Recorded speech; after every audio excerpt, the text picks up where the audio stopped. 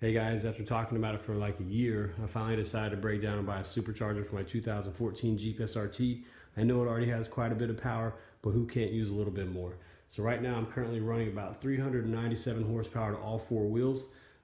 With this kit, it's the Procharger D-1 kit. I'm only going to be doing 5.5 pounds of boost, but it should put me somewhere in the ballpark of about 550 horsepower once this thing's installed.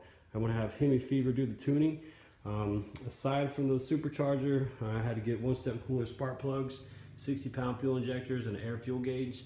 I've decided to go from the Brembo brakes to the EBC yellow stuff brakes, and then to go from the flat rotors to the slotted rotors.